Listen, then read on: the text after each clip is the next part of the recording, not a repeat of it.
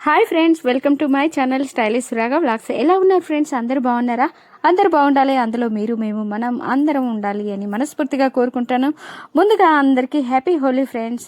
ఈ హోలీ పండుగ ఏంటి, ఈ హోలీ పండుగకి ఆ పేరు ఎలా వచ్చింది, హోలీ పండుగ విశిష్టత గురించి మనం తెలుసుకుందామా? ఎవరైతే ముందుగా నా ఛానల్ ఫస్ట్ టైం చూస్తున్నారో సబ్స్క్రైబ్ చేయండి, షేర్ చేయండి, లైక్ చేయండి, కామెంట్ చేయండి. ఓకేనా ఫ్రెండ్స్? హైందవ సాంప్రదాయంలో హోలీ పండుగకు పెద్ద విశిష్టత ఉందండి. ప్రతి సంవత్సరం పాల్గొన మాసంలోనే శుక్లపక్ష పౌర్ణమి తిథి రోజున హోలీ పండుగ జరుపుకుంటూ ఉంటారు. చెడుపై మంచి సాధించిన విజయానికి గుర్తుగా చిన్న పెద్ద తేడా అనేది లేకుండా హోలీని అందరూ ఒకరిపైన ఒకరు రంగులు చల్లుకుంటూ ఎంతో ఆనందంగా అందరూ పండుగను చేసుకుంటూ ఉంటారు. మరి అసలు ఈ హోలీ పండుగను ఎందుకు జరుపుకుంటారు? హోలిక ఎవరు? రాధాకృష్ణులకు హోలికకు ఉన్న సంబంధం ఏమిటి? అసలు హోలీని కామదహనం అని ఎందుకు పిలుస్తారు? అసలు హోలీ రోజున ఏ దేవుణ్ణి పూజించాలి? ఇలా హోలీ పండుగకు సంబంధించిన మీకు తెలియని విషయాలను, నాకు తెలిసిన విషయాలను మరి మీకు చెప్తున్నాను. హోలీ పండుగ జరుపుకోవటం వెనుక పురాణాల్లో ఒక కథ ఉందండి. కథ విందామా? పూర్వం ఒకానొక సమయంలో వైకుంఠ ద్వారానికి ద్వారపాలకులుగా ఉన్న జయ విజయులు విష్ణుమూర్తి దర్శనార్థం వచ్చిన బ్రహ్మ మానస పుత్రులైన సనత్కుమారులను అహంకారంతో లోపలికి వెళ్లకుండా అడ్డకిస్తారు. దాంతో కోపదృప్తులైన సనత్కుమారులు జయ విజయులను మీరు భూలోకం నందు అసురులై జన్మించమని శపిస్తారనమాట.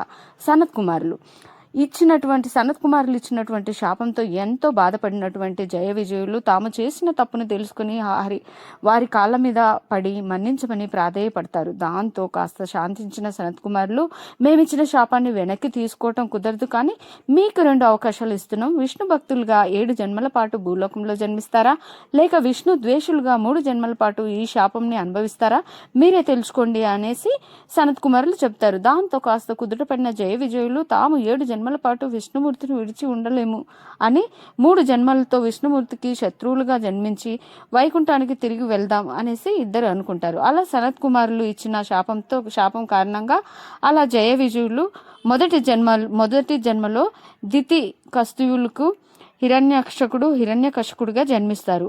వీళ్ళు హిరణ్యాక్షకుడు బ్రహ్మ గురించి ఘోర తపస్సు చేసి దేవ మానవ మృగముల చేత తనకు మరణం రాకూడదని వరం పొందుతాడు. బ్రహ్మ ఇచ్చిన వరంతో రెచ్చిపోయిన హిరణ్యాక్షుడు భూమిని తీసుకుని వెళ్ళి సముద్రంలో దాచేస్తాడు. దాంతో భూదేవి తనను రక్షించమని విష్ణుమూర్తిని ప్రార్థిస్తుంది. దాంతో విష్ణుమూర్తి వరాహ రూపాన్ని దాల్చి సముద్ర గర్భంలో దాక్కున్న హిరణ్యాక్షకుడితో యుద్ధం చేసి అతన్ని సంహరించి భూమిని యథాస్థానంలో ఉంచుతాడు. తన సోదరుని విష్ణుమూర్తి వరహ రూపంలో వచ్చి సంహరించటంతో అప్పటి నుంచి విష్ణువు పైన పెగ పెంచుకున్న హిరణ్యకశిపుడు బ్రహ్మ గురించి ఘోర తపస్సు చేస్తాడు. హిరణ్యకశిపుడు తపస్సు మెచ్చిన బ్రహ్మ అతని ఎదుట ప్రత్యక్షమై ఏం వరం కావాలో కోరుకోమని అడుగగా తనకు ఇంట గాని బయట గాని భూమి మీద గాని ఆకాశంలో గాని రాత్రి గాని పగలు గాని దేవ దానవ మానవుల చేత గాని మరణం లేకుండా వరాన్ని ప్రసందించమని బ్రహ్మని వేడుకుంటాడు హిరణ్యకశిపుడు కోరిన కోరికను మన్నించి బ్రహ్మ అతడు అడిగిన వరాన్ని ప్రసాదిస్తాడు హిరణ్యకశిపుడికి. బ్రహ్మ గురించి తపస్సు చేస్తున్న సమయంలో ఇంద్రుడు హిరణ్యకశిపుడి రాజ్యం పైన విరుచుకుపడి కనిపించిన వారిని కనిపించినట్టు మట్టి పెట్టుకుంటూ ఉంటాడు. ఇదే సమయంలో హిరణ్యకశిపుడి భార్య లీలావతి గర్భంతో ఉంటుంది. లీలావతి గర్భంలో ఉన్న బిడ్డను చంపటానికి ప్రయత్నిస్తున్న ఇంద్రుణ్ణి వారించిన నారదుడు ఆమె గర్భంలో పుట్టబోయే వారసుడు దేవతలకు మిత్రుడవుతాడని ఇంద్రుడికి నచ్చజెప్పి ఆమెను తన ఆశ్రమానికి తీసుకుని వెళ్తాడు నారదుడు. తన ఆశ్రమంలో లీలావతికి విష్ణుమూర్తికి సంబంధించిన కథలను చెబుతూ ఆమెతో విష్ణువుకి పూజలు చేపిస్తూ ఉంటాడు. దాంతో లీలావతి గర్భంలో ఉన్న బిడ్డకు విష్ణుమూర్తి అంటే అత్యంత భక్తి కలుగుతుందన్నమాట. హిరణ్యకశిపుడు బ్రహ్మ నుండి వరాన్ని పొంది తిరిగి తన రాజ్యంలోకి రావడంతో నారద మహర్షి నిండు చూలాలుగా ఉన్న లీలావతిని హిరణ్యకశిపుడికి అప్పగిస్తాడు.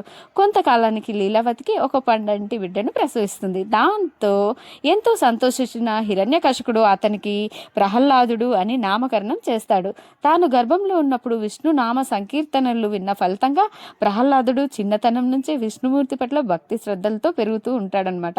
తన శత్రువు అయిన శ్రీహరి పేరును తన కుమారుడైన ప్రహ్లాదుడు నిరంతరం స్మరిస్తూ ఉండటంతో అది చూసి తట్టుకోలేకపోయిన హిరణ్యకశిపుడు విష్ణు మనకు శత్రువు అని అతని నామాన్ని జపించవద్దని అని ప్రహ్లాదుడికి ఎన్నో రకాలుగా చెప్పి చూస్తాడు.